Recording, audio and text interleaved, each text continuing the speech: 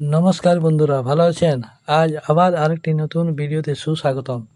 আজ নিয়ে এসেছি আমার এই ইউটিউব চ্যানেলে জীবন পাল্টে যেতে পারে এপিজে আব্দুল কালামের 10টি বাণী। এক নজরে জেনে নিন কী কী এপিজে আব্দুল কালাম তার 10টি বাণী বলেছেন জীবন পাল্টানোর জন্য। চলুন দেরি না করে ভিডিওতেই যাওয়া যাক।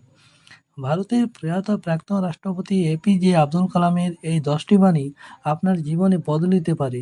জীবনে চলার পথে নানানভাবে আপনাকে অনুপ্রাণিত করবে তার বাণীগুলি। এর মাধ্যমে নিজের জীবন নিয়ে আশাবাদী তো হবেনই, পড়তে পারেন নিজেকে, গড়তে পারেন নিজেকে। এপিজে আব্দুল কালাম বলেছিলেন, স্বপ্ন পূরণ না হওয়া পর্যন্ত স্বপ্ন দেখে যাও। স্বপ্ন তা নয় যা তুমি ঘুমিয়ে ঘুমিয়ে স্বপ্নগুলো দেখো। স্বপ্ন হলো সেটাই যা তোমাকে ঘুমাতে দেয় না। দ্বিতীয়ত, তুমি যদি সূর্যের মতো আলো ছড়াতে চাও তাহলে আগে সূর্যের মতো পড়তে শেখো। তৃতীয়ত, সবসময় মাথায় রাখবেন কঠিন কাজ বেশি আনন্দ দেয়, তাই যত কঠিন কাজে সাফল্য হবে তত মনের ভেতরে আনন্দ বেশি হবে। চতুর্থত, কাউকে হারিয়ে দেওয়া সহজ, তবে আসল কাজ হলো কারো মন জয় করা, সেই চেষ্টা করা উচিত সবসময়। পঞ্চমত, একবার সাফল্য পেয়ে বসে যেও না, সেক্ষেত্রে পরের বার ব্যর্থ হলে বাকিরা বলবে যে আগের বার ভাগ্যের জন্য সাফল্য পেয়েছিল, তোমার পরিশ্রমের মূল্য দেবে না কেউ তখন। ষষ্ঠত, একটি গোটা দেশ ও জাতিকে বদলাতে পারেন তিনজনে, তারা হলেন মা, বাবা ও শিক্ষক।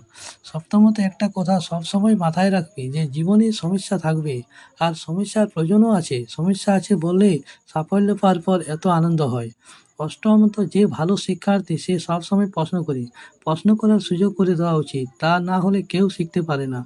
নবমত, ছাত্র জীবনে আমি বিমানের পাইলট হতে চেয়েছিলাম, কিন্তু সেই স্বপ্ন পূরণে ব্যর্থ হয়ে গেছি রকেট বিজ্ঞানী।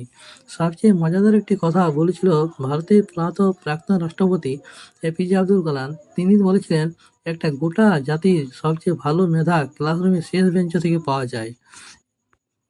এটাই তার অষ্টম বাণী বা দশম বাণী। তাহলে দেখলেন বন্ধুরা কত এপিজে আব্দুল কালামের বাণীগুলো সুন্দর। এরকম ভিডিও পাওয়ার জন্য চ্যানেলটি সাবস্ক্রাইব করতে ভুলবেন না।